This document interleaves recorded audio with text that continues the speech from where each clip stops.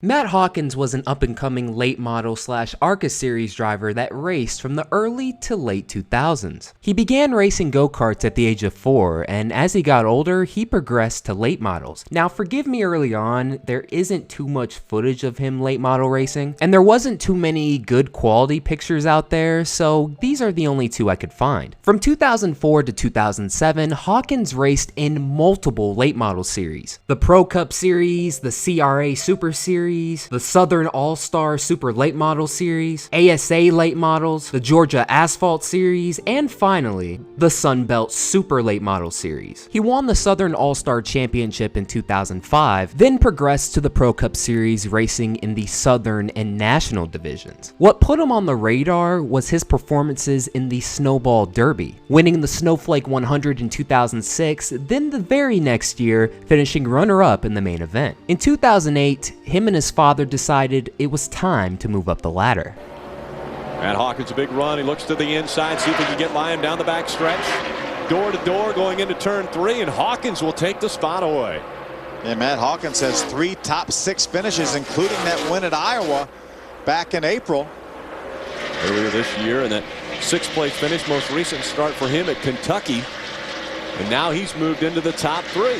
With the help from his father Fred, Matt was able to make 5 starts in the ARCA series in 2008. I know some of y'all have opinions on today's ARCA series, and if you've watched my channel, you definitely know mine. But the 2008 ARCA series had multiple future Cup Series drivers, as well as winners in both the Xfinity and Truck Series. If Hawkins was gonna prove his worth early on, the ARCA series was the perfect place to do it, and against teams with way better equipment. And he would do just that in his ARCA series debut at Iowa, coming back all the way from his 28th starting spot to score the victory. Carter may have lost a cylinder or something. Matt Carter, not as quick around this racetrack. Matt Hawkins, side by side for the lead. There's the difference between them and Justin Allgaier. The laps are going too quickly for Allgaier, but Hawkins looking to win his first race. To the inside, still trying to get by. That lap, he leads it by 6/100ths of a second. 4 laps to go. Matt Hawkins slides up into Matt Carter, gets him loose and drives by. As he does that, that means that the 16 of Justin Allgaier right on the back bumper. 7/8 of a mile, the final lap from Iowa. Matt Hawkins, the Canton, Georgia native, looking to win his first ever race in the ARCA Remax Series.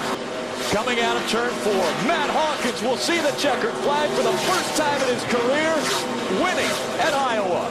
Surprising to some, but not to Matt Hawkins. Last year he was nearly a winner here in Pro Cup competition, but indeed, period, on the first ever start in the ARCA Remax Series.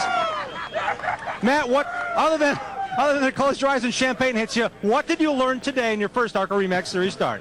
Oh man, just to be patient. You gotta have a car on the long runs. I mean, this race came down to every run was at least 30 laps, and the car was great on long runs. Didn't take off that great.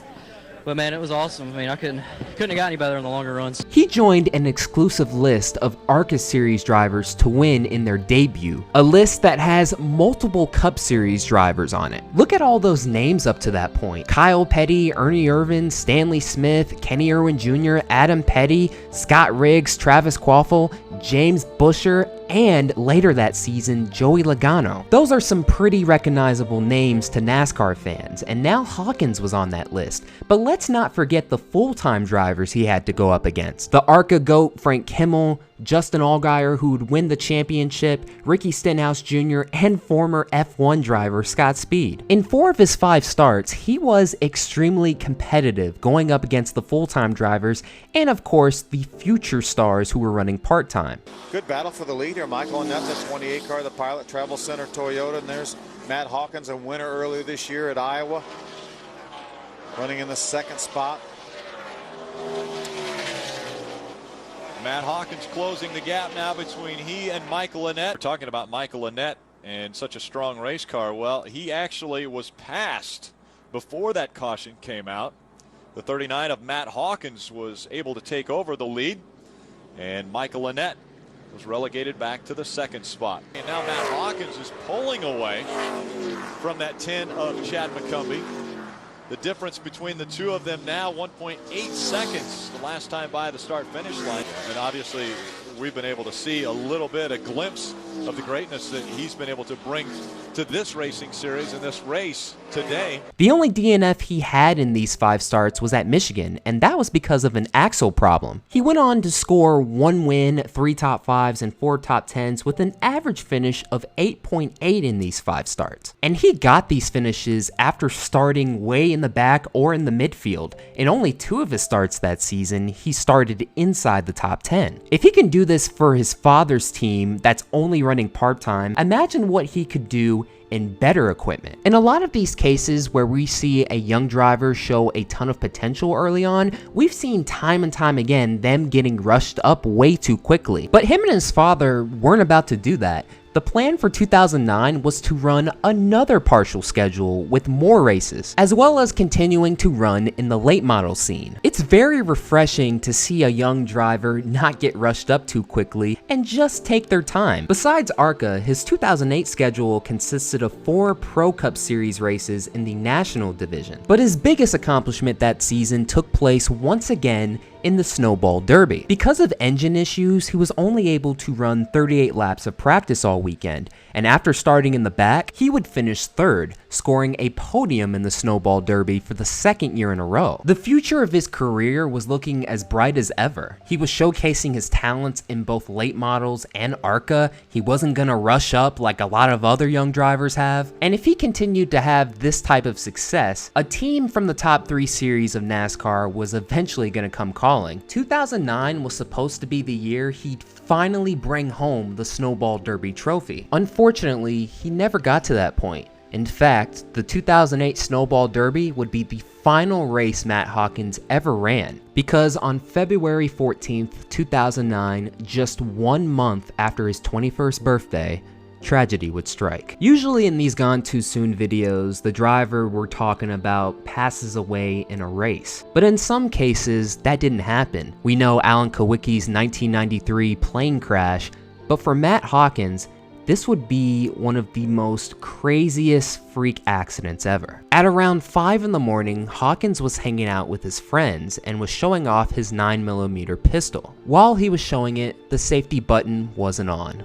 A gunshot went off, and unfortunately, struck him right in the head. The police investigated this tragedy and deemed it as an accident, not the result of foul play. If you've watched these Gone Too Soon videos for a while, you know that the ending is always sad.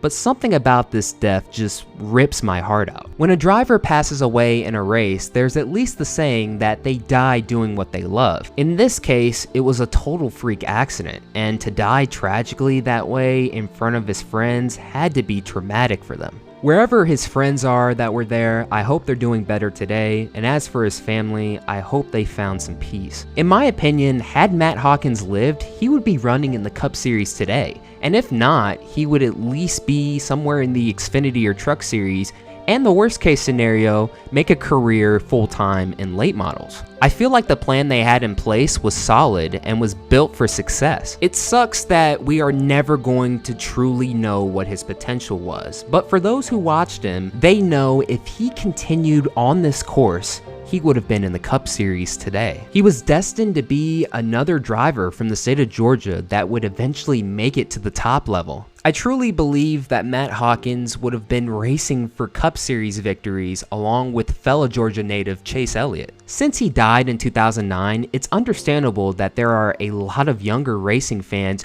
who have no idea who this guy was. If you didn't know him before this video, I'm glad you do now, because he would have been the next great NASCAR driver from the state of Georgia.